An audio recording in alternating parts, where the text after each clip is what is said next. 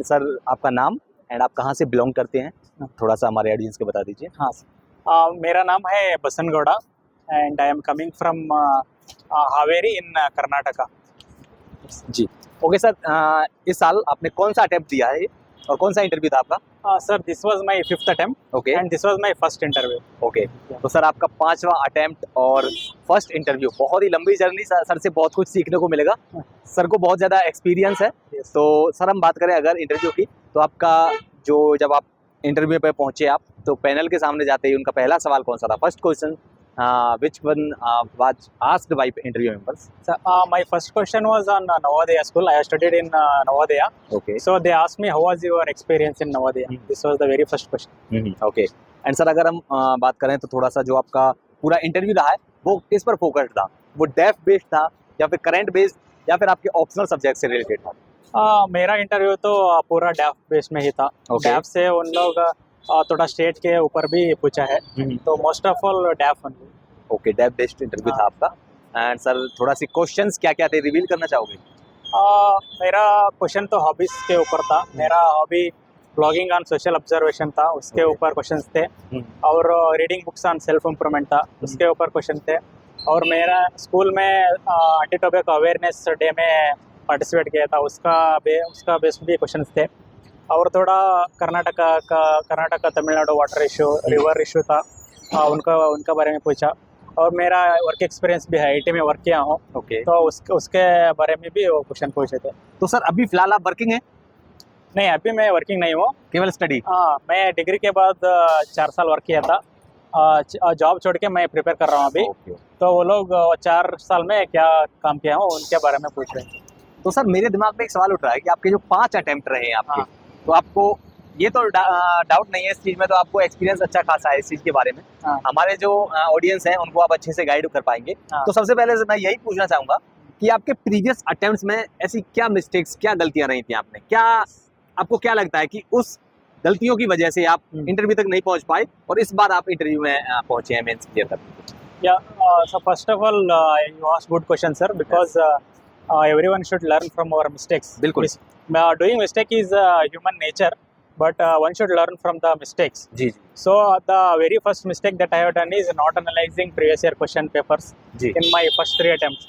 So I did not clear the prelims only. जी So after that I got to know that we should focus more on previous year questions, especially prelims. Okay You should analyze it in depth. You should analyze and what is the demand of the UPSC that you should understand.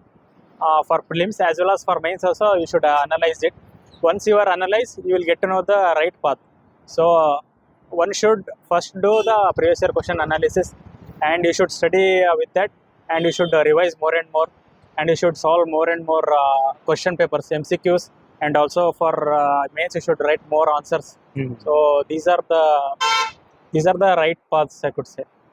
Sir एक सवाल ये भी है कि जो candidate होते हैं वो हाँ। कंफ्यूजन में रहते हैं कि जब तक वो एग्जाम में नहीं बैठे, चाहे वो फर्स्ट अटेम्प्ट दे रहे हो हाँ। या सेकंड अटेम्प्ट दे रहे हो, सिली मिस्टेक्स होती ही हैं एग्जाम हॉल में, Yes. प्रीलिम्स में। तो और दूसरी चीज टाइम मैनेजमेंट, हाँ, ये वहाँ पर बहुत बड़ा रोल प्ले करते हैं एग्जाम हॉल में। करेक्ट। हाँ, तो आप क्या कहना चाहेंगे, आपने इन सब चीज़ों से कैसे टैकल किया? सर मेरा एक्सपीरियंस है कि हम सडनली कर नहीं सकते। टाइम मैनेजमेंट और एग्ज़ाम का जो टाइम रहता है उसका हैंडल करना हम सडनली नहीं कर सकते हैं, ये प्रैक्टिस से ही आता है। जी प्रीलिम्स या हो जो मेंस भी हो, कुछ भी हो, आप कितना प्रैक्टिस करोगे आप उतना वहाँ डिलीवर कर पाओगे। तो मेरा एडवाइस है कैंडिडेट्स के लिए, आपको बहुत प्रैक्टिस करना है। प्रीलिम्स के लिए आपको बहुत MCQs सॉल्व करना है, क्वेश्चन पेपर्स, और मेंस के लिए आपको आंसर राइटिंग बहुत प्रैक्टिस करना है। ओके तो practice can only make you perfect, that is my strategy. Sir एक बार मुझे सीसेट के बारे में भी अपनी स्ट्रेटजी बता दीजिए, ठीक है, क्योंकि आपने 5 अटेम्प्ट प्रीलिम्स लिखा है, ठीक है। तो आप सीसेट की क्या स्ट्रेटजी रहती है आपकी? सर मेरा एक्सपीरियंस है, सीसैट को एक ही स्ट्रेटजी ऐसा नहीं है। तो आपको मैथ्स को जैसे प्रीवियस ईयर को एनालाइज करके मैथ्स कैसे पूछ रहा है यूपीएससी, उसका बेस्ड आपको प्रिपेयर करना है। और कॉम्प्रिहेंशन भी इंग्लिश जो होता है जी जी उसको भी आपको प्रैक्टिस करना है। तो यहाँ प्रैक्टिस ही है सर, सीसेट मेरा एक्सपीरियंस है। तो एक ही ऐसा स्टैंडर्ड पाथ नहीं है। और दूसरा तो ये है कि आपको एग्ज़ाम हॉल में डिसाइड करना है मैं कॉम्प्रिहेंशन फर्स्ट अटेंड करना है या मैथ्स फर्स्ट अटेंड करना है। क्योंकि अभी क्या कर रहा है यूपीएससी, वो एक बार मैथ्स बहुत टफ देता है और एक बिल्कुल। बार कॉम्प्रिहेंशन Comprehension। इजी देता है। कभी कभी कॉम्प्रिहेंशन टफ दे के मैथ्स इजी कर देता है। तो आपको हमें एग्ज़ाम हॉल में डिसाइड करना है 5 मिनट में देख के कौन सा इजी है उसको पहले अटेम्प्ट करके, जो टफ है उसको बाद में अटेम्प्ट करना एक राइट स्ट्रेटजी होता है सर। सर एक चीज़ ये है कि जब जब आपका प्रीलिम्स क्लियर नहीं हुआ होगा, हाँ। मेंस क्लियर नहीं हुआ होगा, हाँ बहुत ही ज़्यादा डाउन फील किया होगा, है ना? हाँ। बहुत ही ज़्यादा स्ट्रेस हुई होगी कि नहीं यार छोड़ देते हैं, पता नहीं होगा, नहीं होगा। लेकिन डटे रहना हाँ। वो मेजर चीज़ है। Yes sir. और 5वें अटेम्प्ट में यहाँ पहुँचना, हाँ कैसे मैनेज किया सब चीज़ों को? क्योंकि ह्यूमन नेचर होता है कि कई बारी जब हम जो चीज़ दिल से चाहते हैं, बहुत ज़्यादा मेहनत करते हैं और फिर हाँ। अचीव नहीं होता है, यस। तो बहुत ज़्यादा दिल टूट जाता है एक तरह से, है हाँ ना? सर। तो कैसा फील होता था उस टाइम और फिर उसको कैसे मैनेज करते थे? हाँ सर। सर मेरा तो पहले 2 अटेम्प्ट्स मैंने प्रीलिम्स में जब वर्किंग था तभी दिया था। तो मेरे को पता था मैं अभी तक प्रिपेयर नहीं हूँ, मेरा प्रिपरेशन कुछ अच्छा नहीं हुआ है। तो मैंने जॉब छोड़ने के बाद एक प्रीलिम्स में फुल टाइम दिया, तब भी नहीं हुआ। लेकिन मेरे को एग्ज़ाम में प्रीलिम्स में फेल होने के बाद मेरे को रियलाइज़ हुआ कि मैं अभी तक 100% नहीं दिया हूँ, ओके। मैंने ठीक रास्ता नहीं पकड़ा हूँ अभी तक।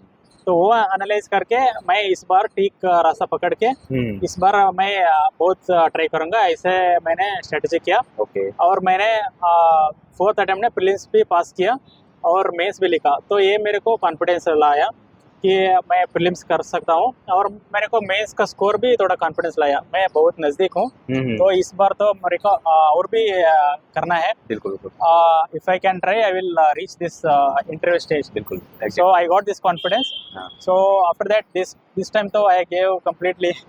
So today I am here. हाँ, बिल्कुल, बिल्कुल, बिल्कुल। बस हम भी ईश्वर से यही विश करेंगे कि आपका हाँ, इस बार फाइनल लिस्ट में नाम आ जाए। हाँ थैंक यू सर। हाँ। एंड सर एक और चीज़, क्या कभी घर वालों ने टोका, पेरेंट्स ने इस चीज़ को लेकर के कि नहीं हो पाएगा तुम तो छोड़ दो, कुछ काम धंधा कर लो, जॉब कर लो? क्योंकि हमारे पेरेंट्स जो होते हैं वो बस यही एक्सपेक्ट करते हैं कि हमारा बच्चा जो है सक्सेस रहे, हो जाए, कहीं कुछ काम धंधा करे, है ना? Yes, तो sir. हाँ, तो क्या घर वालों ने कुछ इस चीज़ को लेकर के कभी कुछ बोला?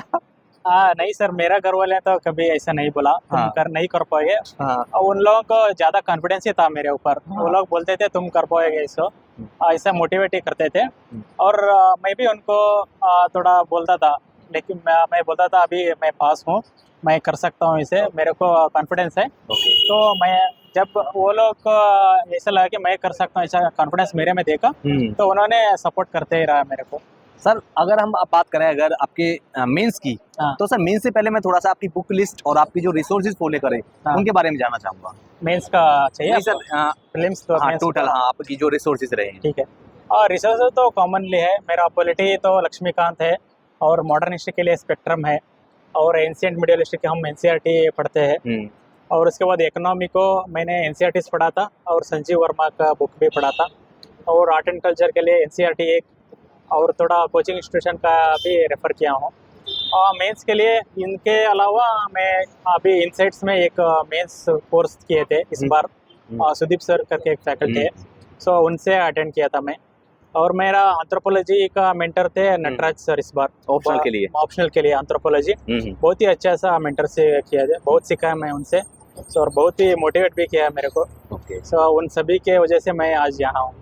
ओके सर, अब हम आते हैं थोड़ा सा मेंस की बात कर लेते हैं। हाँ। मेंस में आपकी स्ट्रेटजी क्या रही थी वो जरा आप बता दीजिए, हाँ, क्योंकि मेंस बहुत जरूरी है, बहुत ही स्कोरिंग के लिए, रैंक के लिए। यस सर, मेंस के लिए एक ही strategy, right strategy is first analyse the previous year questions, prepare based on that, and you should write more and more answers on everyday basis. Everyone should write the answers. So answer writing पहले तो नहीं आ सकता है, पहले मैं भी 15 minutes 20 minutes ले आऊँ एक एक क्वेश्चन लिखने के लिए। जैसे मैं प्रैक्टिस करते गया, तो मैंने 7 मिनट्स में 10 मार्क लिखना, और 9 मिनट्स में 15 मार्क का लिखना, ये आ जाता है।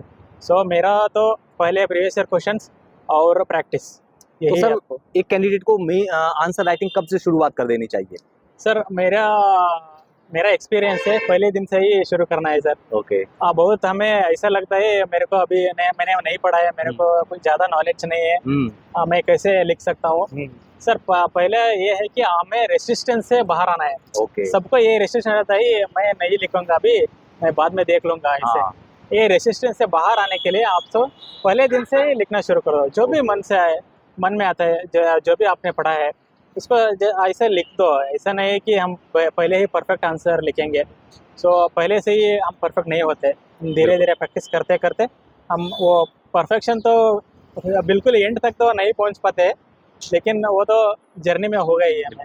सर लास्ट सवाल मेरा ये है कि जो 2024 के कैंडिडेट हैं उनको क्या कहना चाहेंगे जो अब की बार प्रीलिम्स में बैठ रही हैं, हाँ उनको क्या आपकी एडवाइस रहेगी? सर, मेरा एडवाइस तो यही है, जो भी कैंडिडेट्स इस बार प्रीलिम्स लिख रहे हैं, तो आपको बी कॉन्फिडेंट और आप be optimistic also and be hopeful and you should give a honest try. ये मेरा है।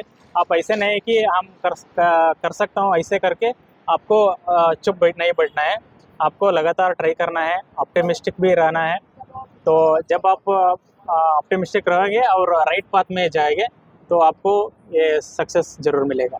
Okay sir, and thank you sir, हम यही उम्मीद करेंगे और आई विश कि आपका भी बार फाइनल लिस्ट में नाम आ जाए। Thank thank you sir, all the best. Thank you very much. Thank you. I wish you